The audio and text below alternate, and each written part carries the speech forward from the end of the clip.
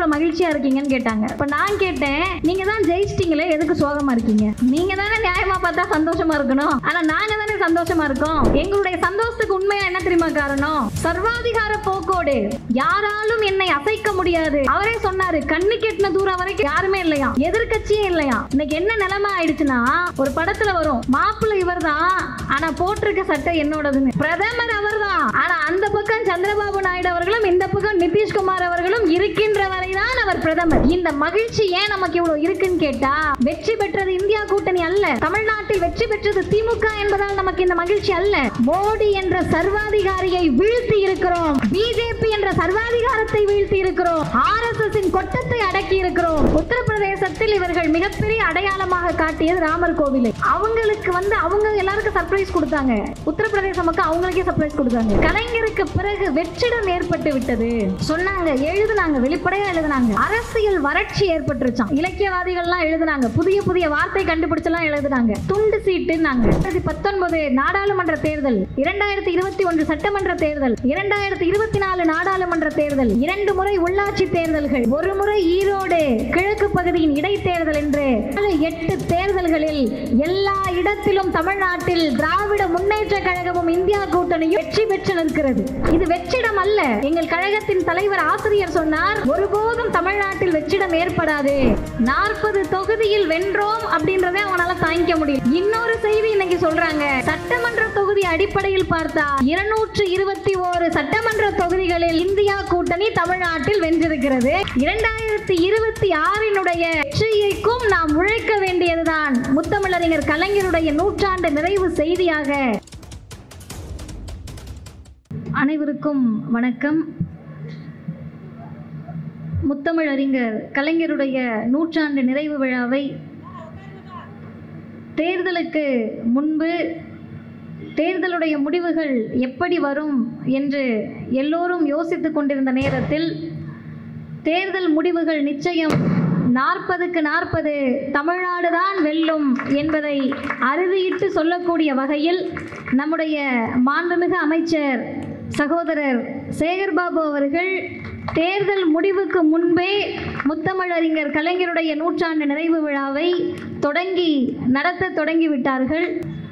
அருமை தோழர்களே, எல்லாருமே மிகப்பெரிய ஒரு மகிழ்ச்சியில் சந்தோஷத்தில் இந்த இடத்தில் கூடியிருக்கிறோம். அதுவும் எங்களை போன்றவர்களுக்கு தமிழ்நாடு தப்பி இருக்கிறது, இன்னும் பல பத்தாண்டுகளுக்கு நாம் தான் இங்கே இருக்க போகிறோம் என்ற மகிழ்ச்சியோடு இந்த நிகழ்வில் பங்கேற்கிறோம். கலைஞருடைய நூற்றாண்டு நிறைவு விழா, போன வருடம் கலைஞருடைய நூற்றாண்டு விழா அண்ணன் தலைமையில் நடந்ததில் நான் அம்பத்தூரில் பேசினேன்.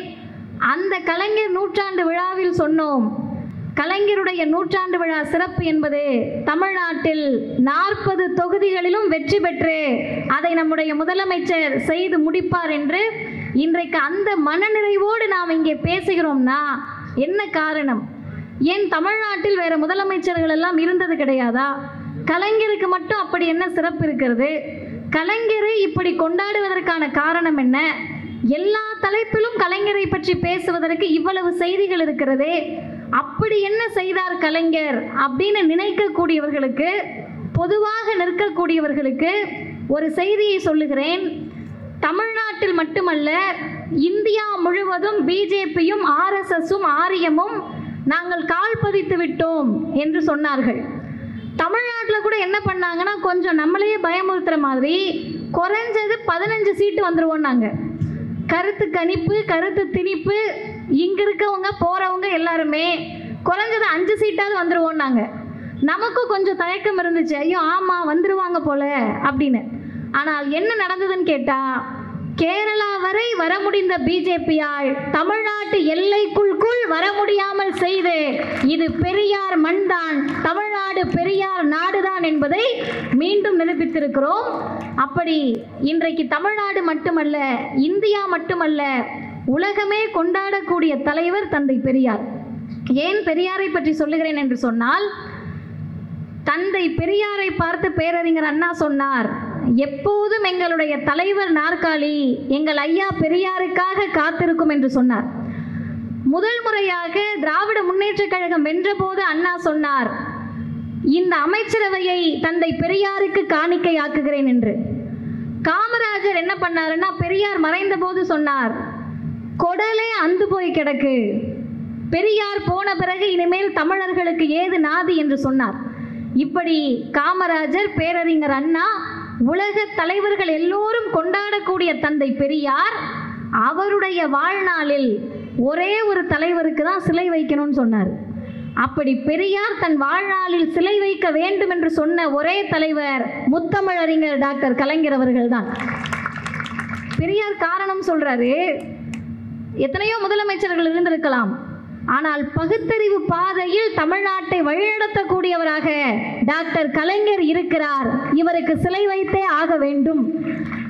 இந்த அளவிற்கு பெரியாருடைய பாராட்டை பெற்ற கலைஞர் அவர்கள் தமிழ்நாட்டிலே இன்றைக்கு நாம் இருக்கக்கூடிய மகிழ்ச்சி, என்கிட்ட கூட ஒருத்தவங்க விவாதத்தில் கேட்டாங்க, நீங்கள் ஒன்றும் ஜெயிக்கலையே, எதுக்கு இவ்வளோ மகிழ்ச்சியாக இருக்கீங்கன்னு கேட்டாங்க. இப்போ நான் கேட்டேன், நீங்கள் தான் ஜெயிச்சிட்டிங்களே, எதுக்கு சோகமாக இருக்கீங்க? நீங்கள் தானே நியாயமாக பார்த்தா சந்தோஷமாக இருக்கணும், ஆனால் நாங்கள் தானே சந்தோஷமாக இருக்கோம். எங்களுடைய சந்தோஷத்துக்கு உண்மையாக என்ன தெரியுமா காரணம்? சர்வாதிகார போக்கோடு யாராலும் என்னை அசைக்க முடியாது.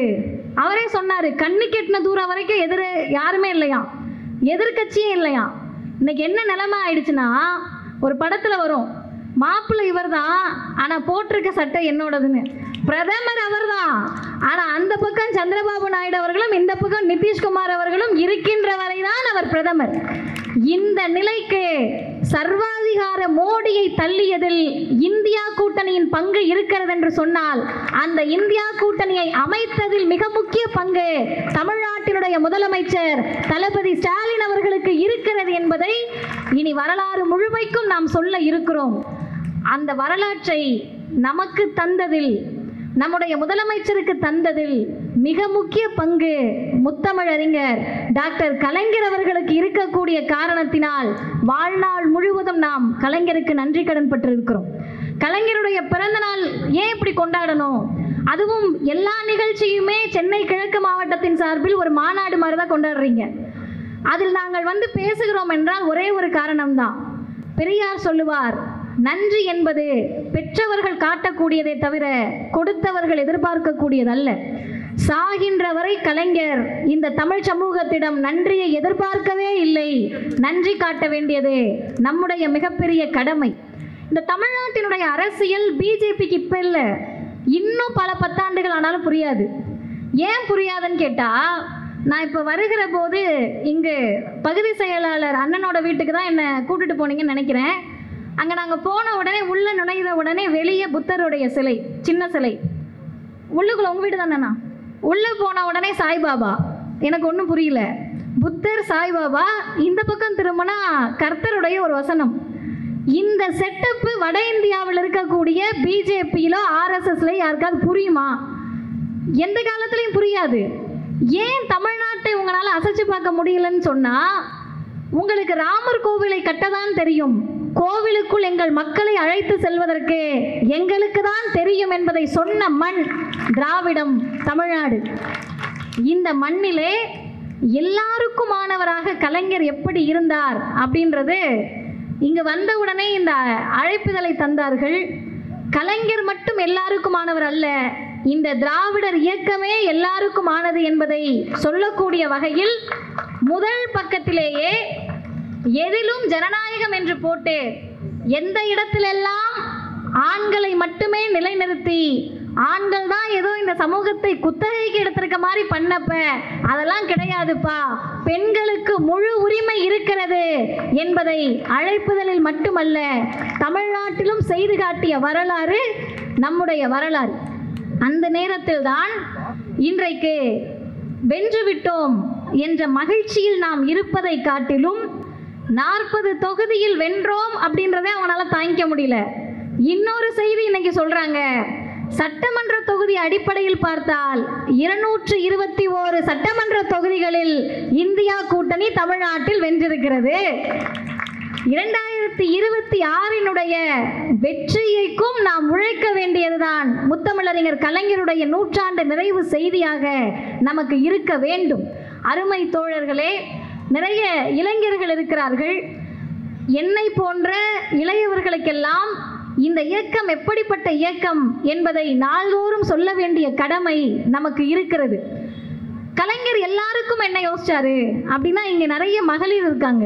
இங்கே மட்டும் இல்லை, நீங்கள் திமுகவுடைய நிகழ்ச்சியில் எங்கே போய் பார்த்தீங்கன்னாலும் நிறைய மகளிர் முன்வரிசையில் அமர்ந்திருப்பார்கள். என்ன காரணம்? மகிழ்ச்சியோடு வேற அமர்ந்திருப்பார்கள். அதுக்கு என்ன காரணம்னு கேட்டிங்கன்னா, எனக்கு எங்கள் அப்பா என்னுடைய 15 வயதிலே இறந்துட்டார்.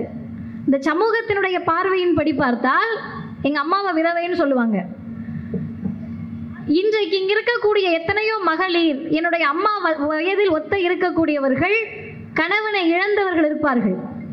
அப்படி கணவனை இழந்தவர்கள் இளைஞர்கள் புரிந்து கொள்ள வேண்டும், வைதிக முறைப்படி திருமணம் நடக்குதுன்னு வச்சுக்கோங்க. நம்மளை அப்பாவுடைய மறைவுக்கு பிறகு பெற்று வளர்த்து ஆளாக்கிய அந்த அம்மா ஓரமாக தான் நிற்கணும். ஏன் ஓரமாக நிற்கணும்னா விதவைன்னு வாங்க. இன்னும் எத்தனையோ வசை சொற்கள், முண்டச்சின்னு வாங்க, இந்த வார்த்தைகள்லாம் நம்ம காதில் கேட்டிருப்போம். அந்த விதவைகளை பற்றி ஒருபோதும் இந்த சமூகத்தில் சொந்த அப்பா அம்மா நினைக்காத போது அந்த விதவைகளை பற்றி நினைத்த இயக்கம் திராவிடர் இயக்கமும் தந்தை பெரியாரும். பெரியார் சொன்னாரு, விதவைகள் தாராளமா மறுமணம் செஞ்சுக்கங்கம்மா, உங்க வாழ்க்கை முடியல. 16 வயசு இருக்கக்கூடிய ஒரு பெண்ணை 50 வயசு இருக்கக்கூடிய ஆணுக்கு திருமணம் பண்ணி வச்சு அவர் இறந்துட்டா நீ ஏமா விதவையா இருக்கணும்னு கேட்டாரு. பெரியார் எதையெல்லாம் கேட்டாரோ, பெரியார் எதையெல்லாம் தீர்மானமாக போட்டாரோ அதை செய்து முடிப்பதற்கு காலம் கிடைக்கவில்லை, ஒரு அரசு அமையவில்லை. கலைஞர் வந்தார். என்ன தெரியுமா சொன்னாரு? எனக்கு அதை பார்க்கின்ற போதெல்லாம் அதிசயமாக இருந்தது. விதவைகளுக்கு உதவி செய்கிறேன்னு சொல்றது எல்லாரும் செய்யலாம், ஆனால் கலைஞர் செய்த புரட்சி என்பது, உனக்கு வாழ்க்கை போயிடுச்சுன்னு சொல்றாங்களா, நீ திரும்ப எதுவுமே மறுமணம் பண்ணக்கூடாதுன்னு சொல்றாங்களா, விதவை மறுமணம் செய்தால் அதற்கு உதவி திட்டம் தருகிறேன் என்று சொன்னவர் முத்தமிழறிஞர் டாக்டர் கலைஞர் அவர்கள். யாருக்கு வரும் இந்த சிந்தனை? ஆரியத்தில் இருக்கக்கூடியவர்களுக்கு வந்துருமா? பிஜேபியில் இருக்கவங்களுக்கு வந்துருமா? இதை முதல் புரிஞ்சுக்க முடியுமா? இன்னொன்று, கலைஞரை பற்றி பேசுகிற போது எப்போதுமே நமக்கு தெரியும், இந்த இயக்கத்தினுடைய சிறப்பு என்பதே சொற்களால் கூட ஒருவருடைய சுயமரியாதை பாதிக்கக்கூடாது. கால் ஒருத்தர் தாங்கி தாங்கி வர்றாருன்னா ரொம்ப சாதாரணமாக அவரை கிண்டல் பண்ணுவோம். ஒருத்தவங்களுக்கு கை இல்லைன்னா கிண்டல் பண்ணுவோம், பார்வை குறைபாடு இருந்தால் கிண்டல் பண்ணுவோம், முடம்னு சொல்லுவோம், ஊனம்னு சொல்லுவோம். கலைஞர் சொன்னார், அவர்கள் ஊனமுற்றோர் அல்ல, மாற்றுத்திறனாளிகள் என்று அவர்களுக்கு பெயர் தந்தது மட்டுமல்ல, அவர்களுக்காக துறையையும் தந்து அவர்களுக்கு தேவையான அனைத்தையும் செய்தார் கலைஞர். இது எல்லாமே நமக்கு தெரிஞ்ச செய்தி தான். ஆனால் எந்த இடத்தில் கலைஞர் உயர்ந்து நிற்கிறார்னா, பெண்களுக்கு செய்கிறார், மாற்றுத்திறனாளிகளுக்கு செய்கிறார், அலி என்றும் 9 என்றும் என்னென்னமோ பேர் வச்சு கூப்பிட்ட சமூகத்தை பார்த்து இனிமேல் அவர்கள் திருநங்கைகள் என்ற அவர்களுக்கும் நலவாரியத்தை கலைஞர் அமைத்தார். இதெல்லாம் கூட சரி, சொந்த மண்ணில் தமிழ்நாட்டில் இருக்காங்க, நம்ம மாநிலத்தில் இருக்காங்க, பெண்களை பார்க்கிறார், சிரமப்படுகிறார்கள், அவங்களுக்கு செய்கிறாரு, மாற்றுத்திறனாளிகளை பார்க்கிறார், அவங்களுக்கு செய்கிறாரு, திருநங்கைகளை பார்க்கிறார், அவங்களுக்கு செய்கிறாரு. சரி, எல்லாருக்கும் மாணவராக கலைஞர் எப்படி இருக்காருன்னா, மாநிலத்தை தாண்டி புலம்பெயர்ந்த தொழிலாளர்களுக்கும் நன்மையை செய்த ஒரு முதலமைச்சர் இந்தியாவில் உண்டென்றால் அது கலைஞராக மட்டும்தான் இருக்க முடியும். என்ன செய்தார் கலைஞர்னு நீங்க கேட்கலாம். எல்லாருமே ஒரு நிகழ்ச்சி பார்த்துருப்பீங்க, விஜய் டிவியில் வரக்கூடிய ஒரு நீயா நானா நிகழ்ச்சி. வட இந்தியாவில் இருந்து ஒரு அம்மா வராங்கம்மா. அந்த அம்மா உட்காந்துட்டு பேசுகிறாங்க. பேசுகிறப்பயே அவங்களுக்கு அழுகையும் சிரிப்பும் சேர்ந்து, அந்த மகிழ்ச்சியும் சேர்ந்து இருக்கு அவங்க முகத்தில். என் பையன் பிறந்ததுலேருந்தே வாய் பேச முடியாது, காது கேட்காதுங்க. காது கேட்காத வாய் பேசாத பையன் 1 வயசு வரைக்கும் அவனுக்கு எதுவுமே பேச முடியாது. தமிழ்நாட்டுக்கு வந்தோம், எங்கள் ஊரில் 6 லட்ச ரூபாய் கேட்டாங்க, பண்ண முடியாதுன்னு சொல்லிட்டாங்க. சரின்ட்டு நாங்கள் புலம்பெயர்ந்து இங்கே தமிழ்நாட்டுக்கு வந்துட்டோம். இங்கே வந்த உடனே 1 ரூபாய் கூட வாங்காமல் என் பையனுக்கு ஆப்ரேஷன் பண்ணி இப்போ என் பையனுக்கு காது கேட்குது, வாய் பேச முடியுதுன்னு சொன்னாங்க. இது சாதாரண செய்தி. அந்த லேடி என்ன சொல்கிறாங்கன்னா, என்னுடைய இந்த தமிழ்நாட்டில் இருக்கக்கூடியவர்களுக்கு நான் நன்றி சொல்கிறேன்றாங்க. இதை யார் செஞ்சிருப்பா அப்படின்னு எல்லாரும் தேடி பார்த்தா ஒரு மருத்துவர் பேசுகிறார். கலைஞர் முன்னாடி ஒரு வீடியோவை போட்டு காமிச்சிருக்காங்க. முதல் வீடியோ என்னன்னு கேட்டிங்கன்னா, நல்ல ஆழமாக நம்ம கேட்கணும். முதல் வீடியோவில் என்ன வருதுன்னு கேட்டால், ஒரு குழந்தை ஃபோனில் அவங்க அம்மா கிட்ட பேசுகிற மாதிரி வீடியோ. 2வது வீடியோவில் இன்னொரு குழந்தை சைகையில் பேசுது. அப்போ இந்த மருத்துவர் கலைஞர்கிட்ட சொன்னாராம், 2 குழந்தைகளுக்குமே காது கேட்காது, வாய் பேச முடியாது 1 வயது வரை. இப்போ இந்த குழந்தைக்கு காது கேட்குது, வாய் பேச முடியுது, அவங்களுக்கு கேட்காதுன்னு இருக்காரு. கலைஞர் ஏன்னு கேட்டாராம்.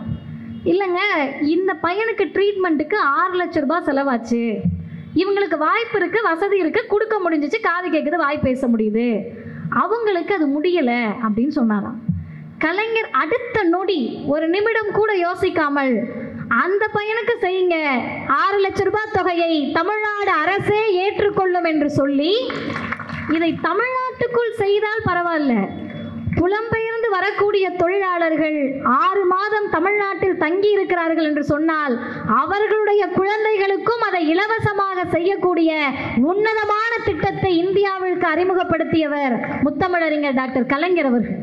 இப்படி எல்லா நேரத்திலும் மனிதநேய கண்ணோட்டத்தோடு, சுயமரியாதை உணர்வோடு, சமூக நீதி சிந்தனையோடு, சமத்துவ சிந்தனையோடு இருந்த கலைஞர் அவர்கள் இன்னைக்கு எதுவுமே தெரியாமல், வரலாறு தெரியாமல், வாட்ஸ்அப்லையும் ஃபேஸ்புக்லையும் பார்த்துக்கிட்டு என்னென்னமோ கதை, இதெல்லாம் இவங்களுக்கே தெரியுமான்னு சொல்கிறக்கூடிய அளவிற்கு கதைகளை கலைஞர் மீது அள்ளி தெளிக்கிறார்கள்.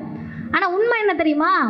கலைஞர் என்ற அந்த உருவத்திற்கு பின்னால் அவர் திரைப்படங்களிலே வசனகர்த்தா, பாடலாசிரியர், எழுத்தாளர், தயாரிப்பாளர், ஒரு கட்சியினுடைய தலைவர், முதலமைச்சராக இருந்தவர், எதிர்க்கட்சியின் தலைவராக இருந்தவர், இத்தனையும் செய்துவிட்டு கலைஞரை பார்த்து கேட்கிறார்கள், உங்களை பற்றி நீங்கள் ஒரே வரியில் விமர்சனம் செய்யுங்கள், சுய விமர்சனம் பண்ணுங்கன்னு கேட்குறாங்க.